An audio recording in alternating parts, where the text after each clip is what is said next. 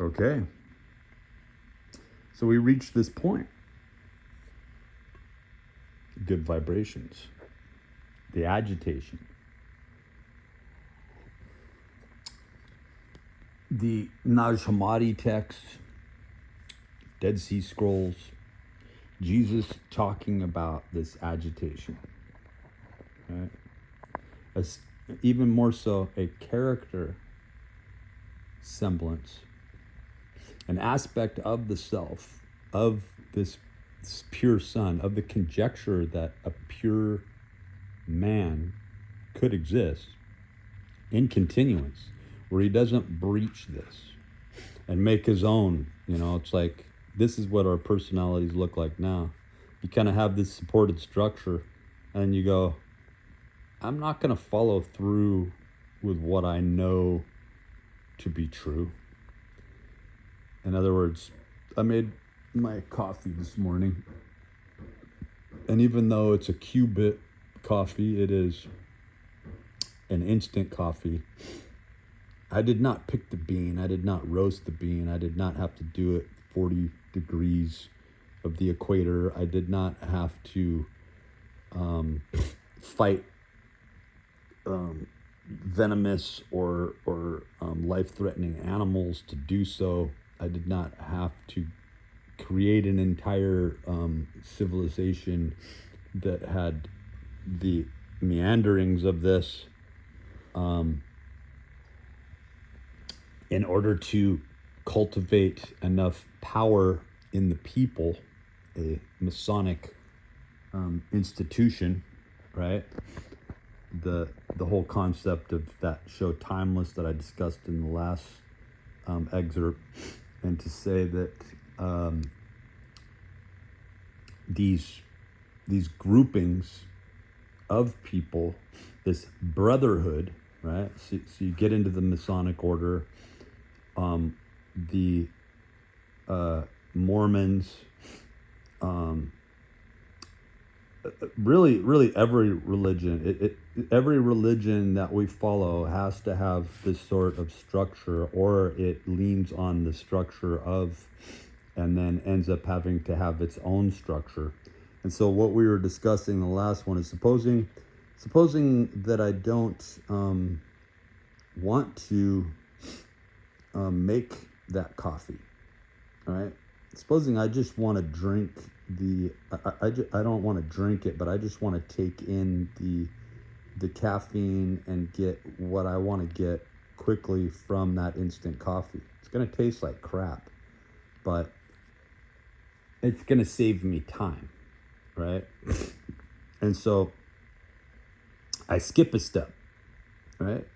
Now, there are some institutions that are so conservative that they will consider that right there a flaw, a fault, instead of, and the person considered a genius may not be interrupted by this, and they keep condensing their movements, right? I'm not saying that a person who takes an instant coffee is a genius, like through the tablespoon method, walks out the door and coughs and chokes and maybe throws up. But what I am saying is there's development in process, because that person may, be the first person to have developed like a tea bag, a pod, or they throw that instant coffee into a pod or whatnot. Doesn't have to happen. I'm just saying that I'm kind of going off on a tangent here, I know. But I'm still waking up with my coffee. And now we're getting into themes on a higher scale. So I'm going to have to take in some calories that I can think about this. But I am being blocked. Call it shadow ban, blocked. And this blocking occurs at between 6 and 7 hertz. Now, I had a buzzing in my head every time I had tried to study. Every time I would come to something and start to learn anything, there was a noise behind me. Right when I woke up, out the window there's somebody pounding. I woke up from a dream that seemed vivid in itself, but it was an interactive dream where I was supposedly working with these people who worked on the development of scooters. And there was an incident occurring where people around malls were being hit by scooters, and it was starting all sorts of legal cases, and it became a norm for people to be sued, and that insurance had to start to be carried because there were all the fundamentals. These scooters were sold with cameras that could record everything, and then it was kind of an open and shut. And so I had this grand idea to develop this camera that could see more of the entirety of what was happening and sort of trump the last concept, right, for recording the behaviors on said electric scooter, and thereby and then when I was waking up, I had this grand idea that it should be able to have a sort of a selfie stick to where you couldn't even see the selfie stick, you know.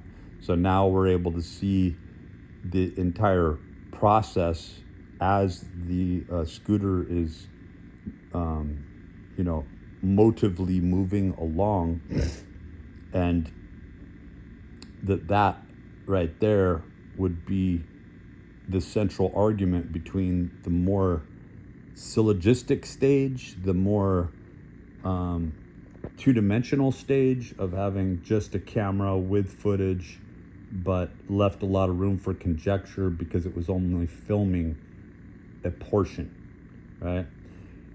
The dream went on. I went into this computer scientist area of the company, supposedly, and the computer scientist, I woke up as the computer scientist was trying to usher me toward his desk in the, you know, forward and to the left, and to the far left compartment office. It was like an open office. And instead, I was going back and being going through my day with a person who was working for them. I never did go back into that office area, even though the guy was sitting there and really wanting to listen to my concept or my idea. And this gets back into like the Jungian philosophy in general, where you've got I'm under a lot of I believe that it's either psychical or chemical attack right now, where I cannot finish a concept or an idea. I start to feel floaty. So I could say to myself, oh, that's blood sugar. Oh, that's because you haven't eaten. But these moments come when I'm trying to reach, ironically, this exact place. And I can do that within the confines of my mind over and over again freely, especially from a hypnagogic dream state. But when I try to explain it and put it down on paper, something stops me every single time. So you get back into what we're talking about with Nathaniel Gillis, Skinwalker Ranch, where how can these malevolent, so-called malevolent beings be there and travel instantaneously, and it starts to give this concept of a God power or an omnipotent sort of power that's over you. Or are we in a program? Are we switching back to a default? Are we trying to break through something? Like we say, it's like a final precipice, right? Is the matriculation of the information something that is still being compartmentalized and being held in a stasis of developmental ideas because the rest So you could almost say, in what I'm conjecturizing here, is consciousness is more of a threat to us. The pervading consciousness is more of a threat to us. What everyone else believes, a shared consciousness, a unified consciousness. So when I get into this, I literally have created a religion out of this. What I'm talking to you about is something that I have had a fundamental understanding of, or at least in development over the last 10 years, as I've been writing excerpts out on esoteric principles of light. So they keep creating this Coke Pepsi narrative, right? This male-female narrative, calling it man. And it's like, well, it is man. And what's more perplexing is that they say that that Alexandria actually still does exist, the libraries of Alexandria, and that the Vatican has those, or something to that nature. But entire archives are wiped out. Randall Carlson's another really interesting character. You've probably seen his videos on not only just Joe Rogan, but After School, I think it was, and some other very broken down simplified teachings. But he is a Mason, and the Masons get into degrees, and those degrees are based on rotation, this being a Masonic symbol. And again, so you have this supported structure, you have this nucleus, you have these electrons, these negative potentials, females in society, if you will. People are breaking out of the paradigm. They're saying, I'm not a male, I'm not a female, right? Where it says I am.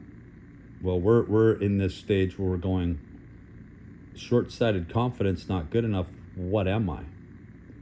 Well, if you were like arguing with that aspect of God, the God flesh, well, I am everything. I am all encompassing. I am gnosis. I am connected to the earth and the sky and the air and the fire and the winds and the seas. I am, that's what I am. I don't have to explain myself to you. I'm just being. And so you get into areas of philosophy, Hume, David Hume. You're looking into, being and becoming, Descartes, Voltaire. You could go on and on. Nietzsche. But Nietzsche really took this on, Friedrich Nietzsche really took this on to a whole nother level, where it's kind of like the Antichrist, this motif that God is dead. Everybody's popularizing this now. And how through political science sway, pathos, rhetoric sway, how in society we are being swayed through the media, through popularity. Populism is this hierarchy established, and then this trickle-down effect in the economy that occurs. So when you look at colonialism, you're talking about people who steal a concept, an idea, a country, a statehood, right? And they take it over, and they become this assumed elite hierarchy, but they're actually the short-sighted people. They're the people who are the megalomaniacs. They're the people who get so comfortable that they're no longer a threat, right? And then there's this trickle-down effect. And you have this marginalization occur, right? So we watch this whole story. This is the story. This is the story told over and over again. It's the same damn story. Jordan Maxwell, aka Jordan Maxwell, Russell Pine, rest in peace, but do we ever rest? According to Nathaniel Gillis, we do not. According to thermodynamics, we do not. And this really gets into the proposition of Zoroastri's fourth proposed law. Wherever you have this body, right, in thermodynamic entropy, there will be this unit created, a thermodynamic unit. You will have, to the adjacency, you will have another unit emerge, and you will have, through Zoroastrian's law, you have a third. So wherever there's two of them, you're going to have three of them. And it's like, well, some people would assume, well, that's math. Math go on forever. Math is never ending. It's infinite. But when you get into the areas of phi mathematics that count the numbers that count back on themselves, like the Fibonacci sequence, you would start out with a 0, right? In the Fibonacci sequence, in the first aspect of the equation, much like the Gauss sequence, where Gauss is this little kid and he's coming up with teacher, kind of like Einstein's, wherever there is a light, there can't be darkness sort of thing, or the light shines brighter in the darkness concept. Well, you have this 101 on the way up, 101 on the way down parallelism, where you take these numbers and set them aside, and you get back to 101, right? So 101 counting down, 101 counting back up this way, right? So that's the Gauss sequence. With the phi sequence, you supposedly start out with the conjectured integer, which is 0. Well, how can 0 be a 1? This is very fundamental, right? Because what I'm using right now to record this, what is running our culture, CBDCs, electronic digital money, what we're putting all our trust in, and that gets into a whole nother area, because then we have to identify principles and an emotional aspect, just an emotional aspect to the fundamental of the principles, right? And what we haven't even discussed here is a mirror back, right? The fact that in a superposition in quantum computing, that what is a 0 can also be a 1, and vice versa. There's a backside. There's a satanic pentagram to the Star of David, you could say, because the main principles, like the difference between an edict, right, and a principle, a first principle. You have, and this gets a little bit into Ayn Rand. You have the edict, which is just the assumption of authority. This is the authority. This is who you follow, and this is why First Amendment audits are so important. This is why Second Amendments are even more important. But once you start talking about that, you're shut down, because the militia that is keeping us at bay through its own form of syllogism, it's megalomaniacs, it's short-sighted, confident people, it's self-assumed celebrities, are very easy to control, because they can be, you can appeal to their ego. So ego is the central theme here, because in EPL, that's exactly what we're talking about. If you were to make this, dark sort of satanic pentagram sigil, right? You have to have this altar where your ego is burned and another's ego is upheld. And as long as you get your scraps and you get what you want to get, as long as you can eat, well, and you can shine in your family, and you can be. So then we get into the fact that we live inside a pyramid scheme. We live inside a pyramid scheme that is this colonialism to this elite populism that trickles down, that everything is a sociological manipulation of values that they will, as long as you don't try to express these zeros and ones in a fundamental understanding of this, as long as you aren't Nietzsche's overman, as long as you don't understand the power of your darkness and your light, your left and your right, your ability to be a pure man and your ability to be a vicious monster. So right now what's popular is Jordan Peterson, Andrew Tate. It's not that they're special or unique people. They are creating the opposition. They don't even realize that through their own Kiersey temperament personality sorting or disorder or order, they are part and parcel to the agitation of the argument that is giving entropy. It's feeding the fire. Am I saying that they shouldn't do this? No, of course they're going to do this. This is a natural response. And for man's inclinate nature to be, to express himself, to be that wild beast outside, but then to also tell the oral traditions and the stories, and to watch how him being this beastly animal and killing that lion and eating it, surviving another day, losing an eye along the way, finding a pearl, like Steinbeck understood this stuff, right? Hemingway was more used as a propaganda piece. I don't know, maybe you have a different concept or an idea. Maybe you walk away with something a little different. But the people that are seen by us, we think of ourselves as the eye of the beholder. Why do we think that?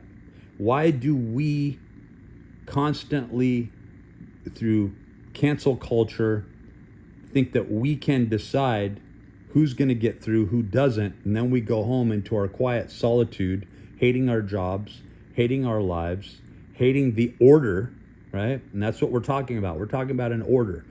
To talk about order on one aspect, order in the court, the order, the mystical, esoteric order. In order, can I take your order, sir? They're all the same thing. The systems are exactly the same. It's just where one system falls off and a fundamental understanding of the system. And this is the dangerous part. They don't want me to put this as a video into the field, because now that I have described this, I'm not only describing the fact that I understand this fundamentally, and through sin, through the sin suit, my sin suit, your sin suit, through experience, the product of experience, we are the byproduct of that experience, as our consciousness, like the snake, is shedding off its skin, right? Or a crab, right? And it's going on to this next level, this next degree, this next step, that is just another pyramid scheme, because they want to capitalize on it. But the consciousness doesn't need money. The only time money is required is in the existential concept of an exchange in community. Well, what I'm talking about is you becoming a full community unto yourself. It sounds like I'm pushing off. The kingdom is found within. What did Jesus say? Right? So you're arming yourself with the spiritual weapons of war, because imagination is what drives this.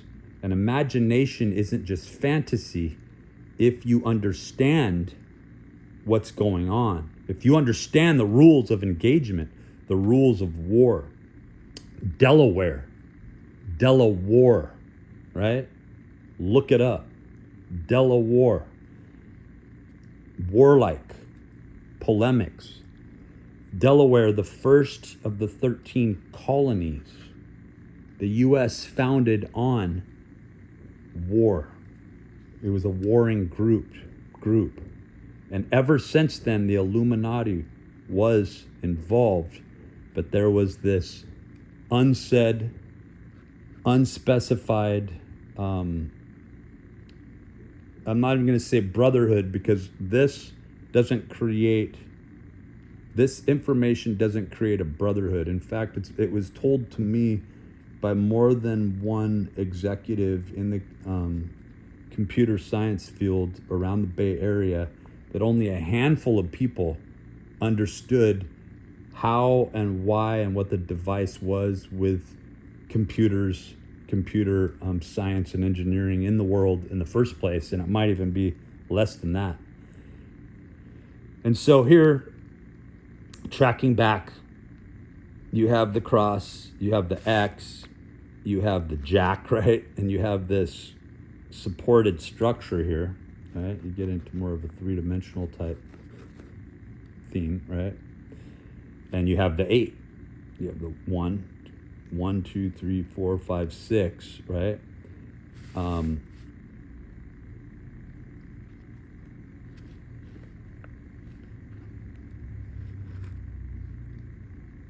I don't know why I was thinking 8. Let's see, 1, 2, 3, 6. Yeah, so if you were looking at this more like planes of motion, where you have the sagittal plane, you have the frontal plane, and you have the transverse, right? Is that, in other words, this right here expresses a bifurcation, where now you would have a hemisphere, you would have 2 halves, right? And then you keep splitting those halves up. Then this splits it again. That would give us 4. Yeah, and then 5, 6, 7, 8. It would create segments. If I'm wrong, please correct me down below. But we're getting into concepts of the dodecahedron, but I feel like that is an oversimplification and a quantification of energy directives within the sphere that has already established these various planes of motion. And once you have the movement pattern, something very interesting happens where you're now seeing, like the heart cells in a petri dish, you're now seeing the display of likehood. Birds of a feather flock together, right? You start to see how those heart cells will start to beat in unison in a petri dish and mimic the behavior of the next. So mimicking obviously is a very important and essential tool to survival. And it is so important that we mimic one another in culture. We mimic each other's behaviors and behaviorism, so much to the point where you see heads being bound to supposedly take on the appearance of the Anunnaki through tribal systems in Africa. You have these elongated skulls that are found and dispersed away with these skeletal remains of giants, because through this generation and evolution and the passing of genetic information, there's an epigenetic imprint that occurs where this information is stored and it's passed on. And based on the success or the lack of success to follow through in a unit of time, remember we were talking about the instant coffee earlier, and I think I got through that little bout, that little spout, but we've got the cultivation, the processing, the final product, which is a cup of coffee, and all the arduous tasks that involves.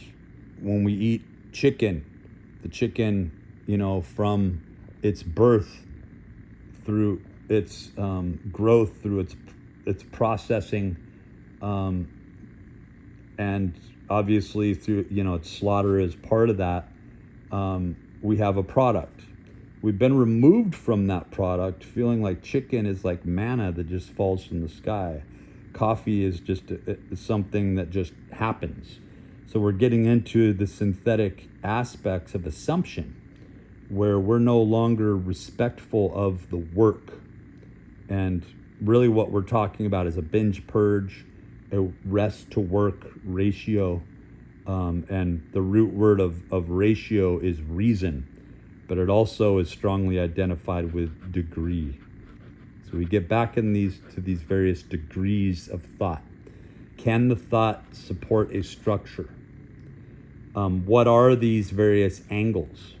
What are they? How do we identify them? Why is this a place, a time, a thing?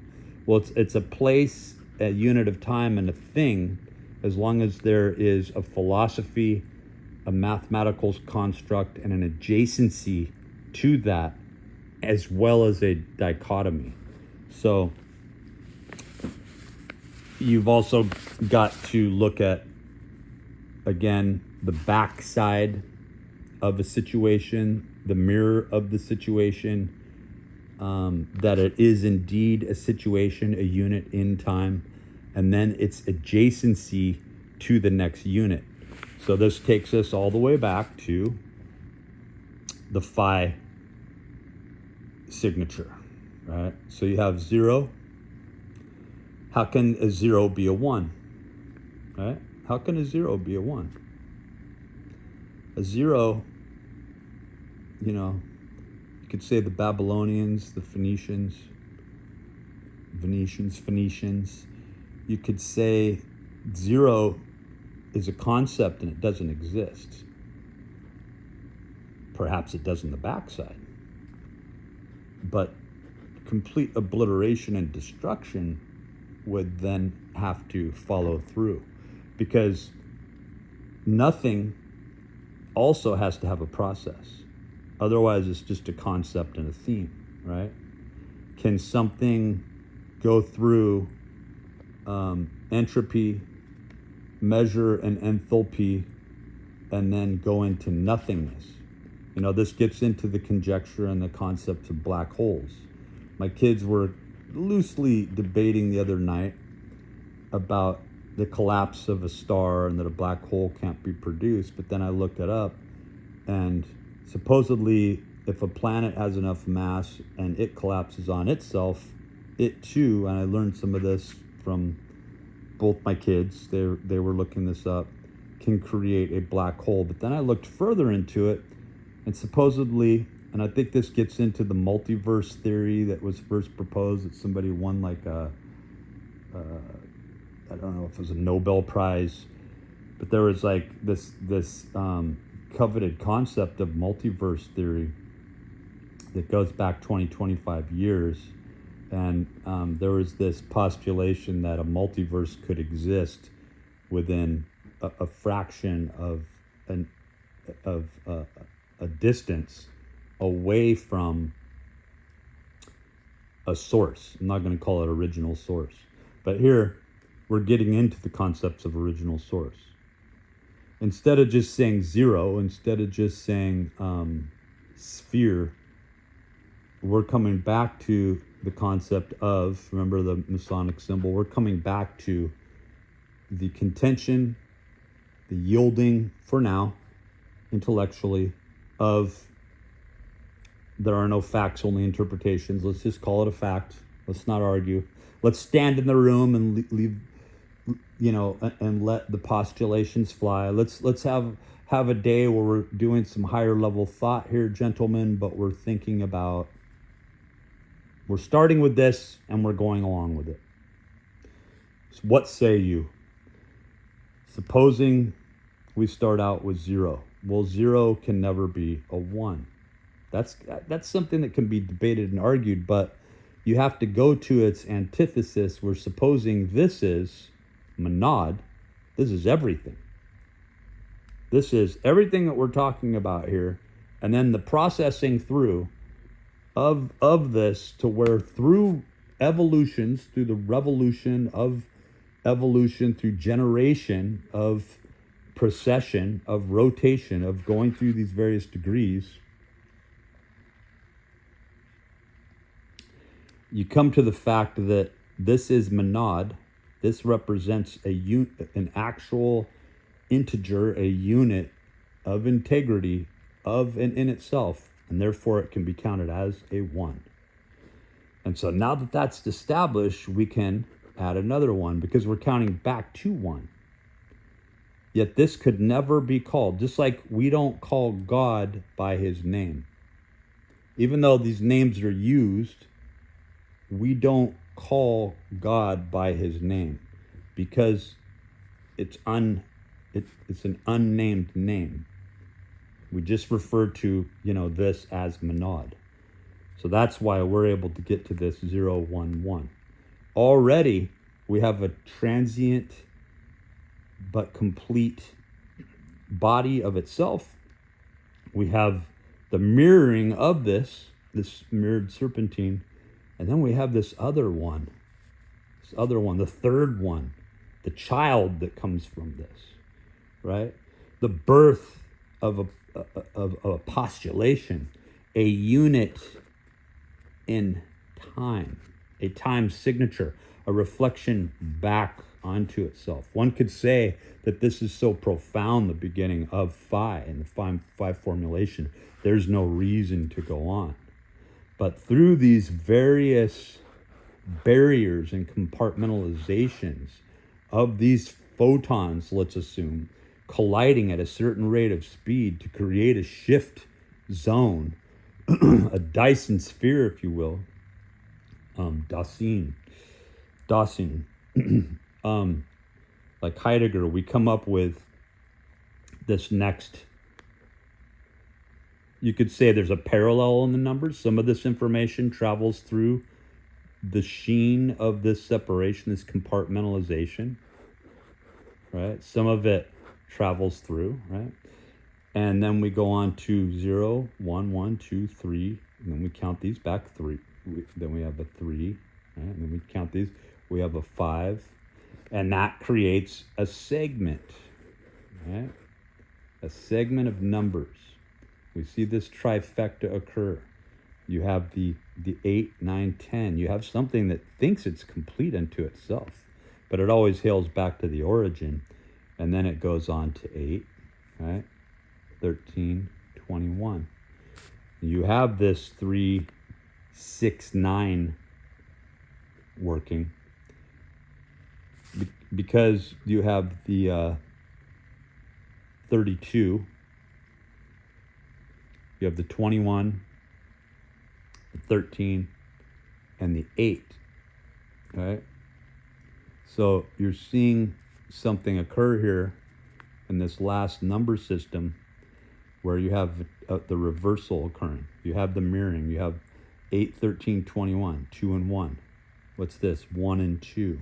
So this hails back to the 3 and 6. So it creates this processional, generational vortex math of a movement pattern. You have the 13. So you have to kind of, and the 13 is 1, 2, 3, 4, 5, 6, 7, 8. It's the 8th placing in phi, right? So did we count this right? 0, 1, 1, 2, 3, 5, 8, 13, 21. Right? So you have 8. Yeah, you have your base numbers. What happens here is when you count and add up all these numbers, you start to see it again.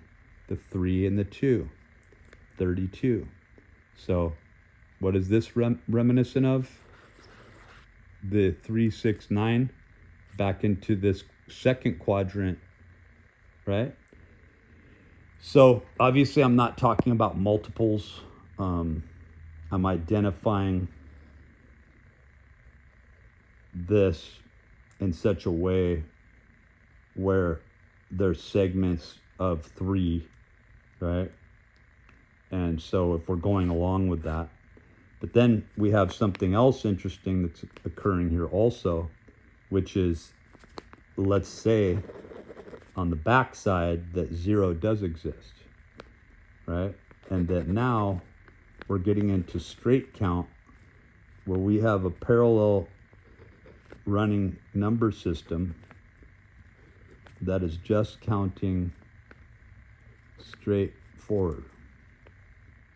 7, 8, 9, right? 8, 9. So we have our base number system, that everything is just really a reflection and a mirror back off of that number system through various means.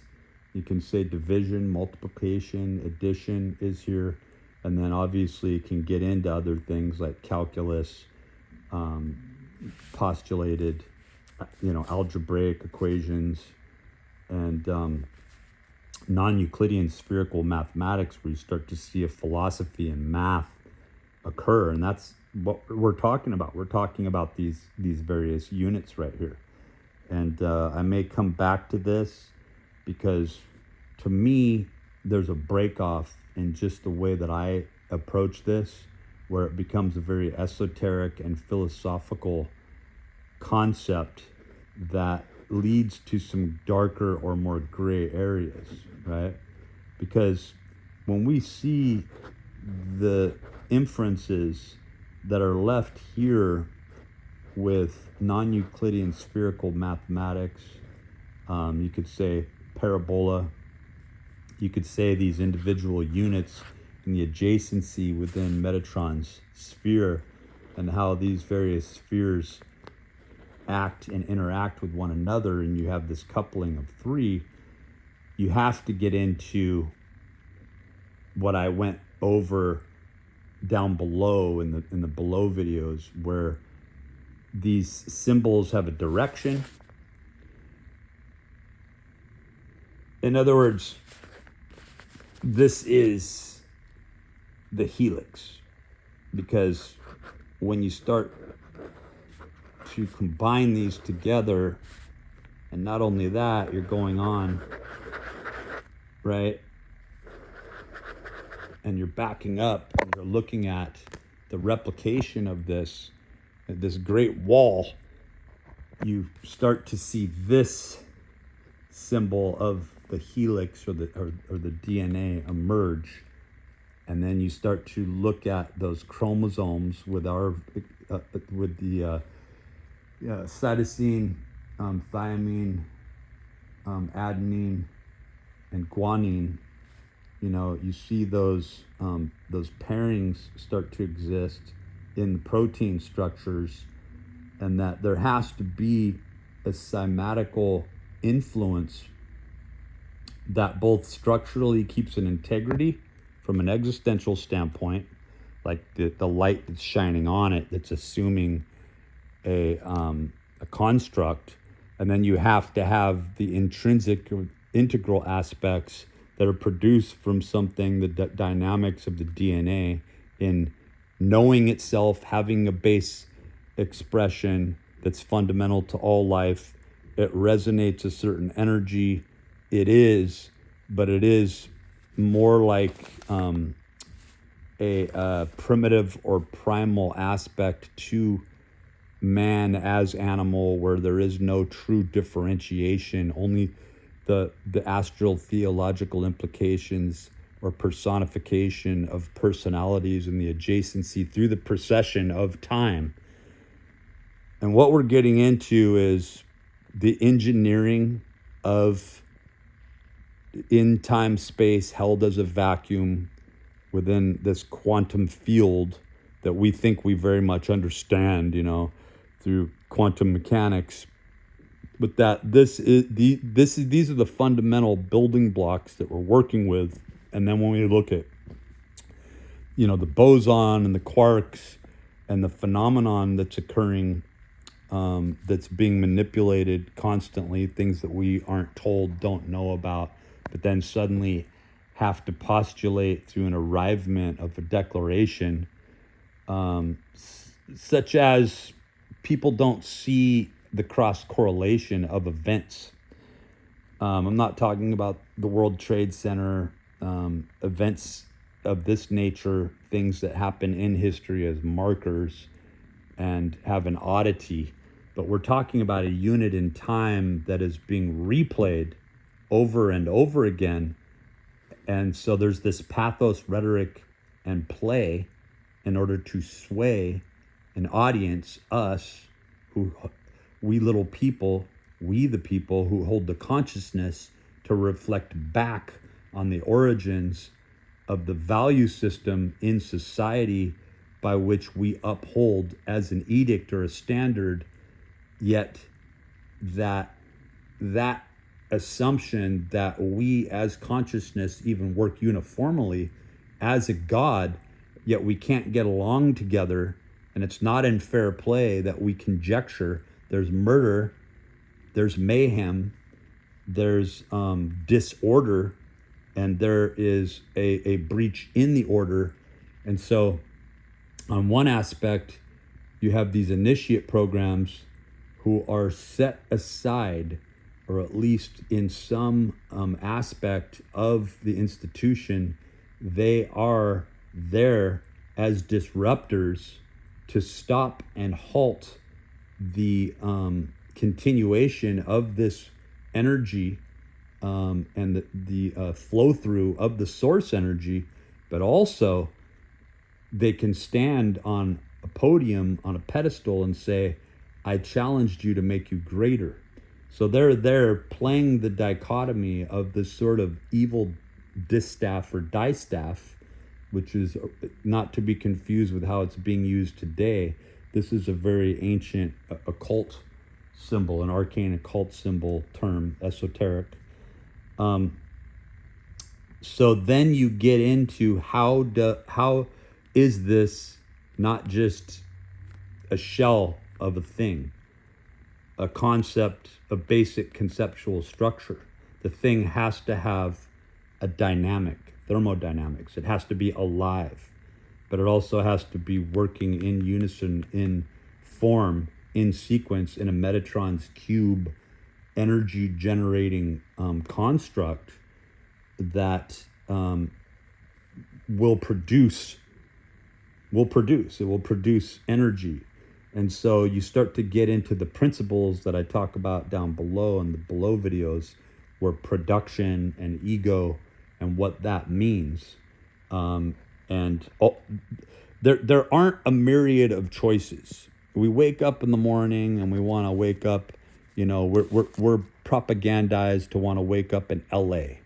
We're in the back of our head, we're all waking up in LA. It's a sunny day. We're in our 20s. We're not worried about money. We're scraping ourselves out of that fine fancy bed that in undisclosed parenthood who we never see pay all the bills. Whether or not I want to go to Jamba Juice, that's up to me. Whether I want to blow everything on cocaine or ketamine, or travel my way in and out of friends. We're all these recluse products of the celebrity within the violated mind that permeates throughout the world, where we have a shadow self or a secret self, or the animus or the anima, the Jungian concept of this. And yet when we rationalize that is not who we are, that we're not going to find that who we are when we look in the mirror, that who I am is not only a display of these principles, it is the practice and the perpetuation of the principles.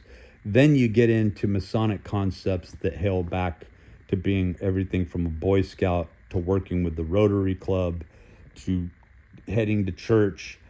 But then you see the challenge that Anton LaVey put forward through the Satanic Church, where he talked about when he came to his revelation, it was when he was a musician and he's playing in the bars till 3-4 in the morning, watching these guys getting drunk, going off with prostitutes, all sorts of bad behavior, the Hellfire Club.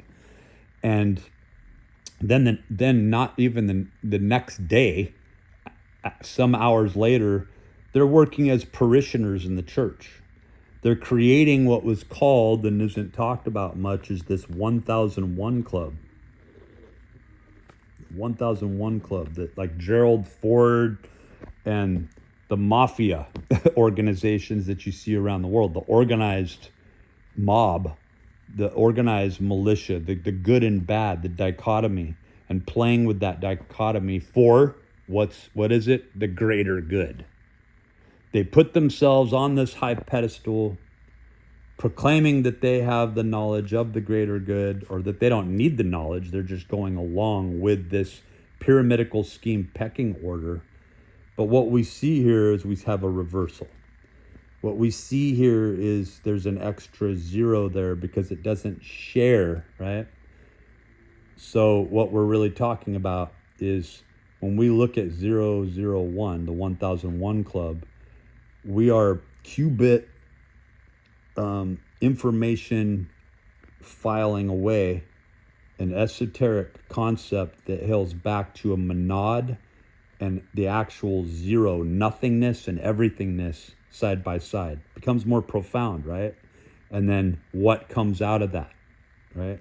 And so it's the postulation that, and it goes back to Nietzsche's Overman or Superman, Übermensch, where we have, what if I followed through with this negative aspect of man, where man is just a monster, he's a beast, but he's a beast, he's a monster that gets his way because through brute force, brutality, and the survival, so we look at how animals behave in the jungle and we identify with that. We're made to. It's part of the construct. Then we go over here, and obviously it looks like I'm switching it over because you have the left-hand path, right-hand path, and in your view, I'm going to the left, but imagine if this is looking out at you. Then you're talking about the right. So it seems like a conjecture for you to think and call this the left because it's your perspective. But do you see how profound it is for you to say, because it's seen through the proteins in my little brain, we pass by, in some countries, they'll pass by a dead body all day long. This country, it won't be long. There's no real, in the brutality, in the animalism, there is in the reactivity, in the amygdala, existing in the limbic system, prompting a glandular self, right? A product of reactivity. The celebration of sportsmanship, the athlete, the hypertrophy and the musculature and the prominence that comes from living as animal, as code. But what we see is a uniformity occur where when we expect the most brutal behavior from a silverback gorilla, we start to see that there's order and civilization occurring and collecting generationally despite this, right? So it also gets in, so we have to consider Dostoevsky's Underground Man, letters from the underground. We have to consider the underground man, the marginalized man, that is the same man, that through his margin, he is both the biggest failure and the biggest success that ever could be and ever lived. He is contained within himself. Nietzsche postulated on this when he was talking about a man, after meeting many men and men that were considered men of great success, he realized that this is just a mediocre person, and that out there he could meet somebody who's considered mediocre, not that special, who was actually somebody, once talking to them and understanding the fundamental aspects of their principles, that they were exceptional people. So there is another self, right? There's an addition. It's not just the id, ego, and the superego, but there is a holographic and transitory aspect to a technical and digitized overlay that is occurring here, that is being looked at on many, many levels. And it sounds like just another concept that I'm talking about, but it is so key and so fundamental that it is the number one an investment in private and secret covert operations. I would say on the surface, Skinwalker Ranch is just one of those many examples where you have multiple organizations studying and looking into the phenomenon there, but it's coming from above. The people who understand this, the men who stare at goats, the Philadelphia Project. I mean, it goes on. A Project Paperclip goes on and on with this whole thing. But they get into concepts where we, as living, breathing, intellectualizing, and feeling beings, are the unit of this. We are this in living representation, and the manipulation of our consciousness is the byproduct that resonates out through this Metatron's cube, right? And creates these fads and eras of repeat and discovery. And on one half says, you are not developed, you're not developing properly, you lapsed in an area, this area caved in, you have this unique structure, but it is not, you have the being, the Pythagorean hatred of the being, that the being is not uniform. The being is not sufficient unto itself. Unless the being were traveling, right?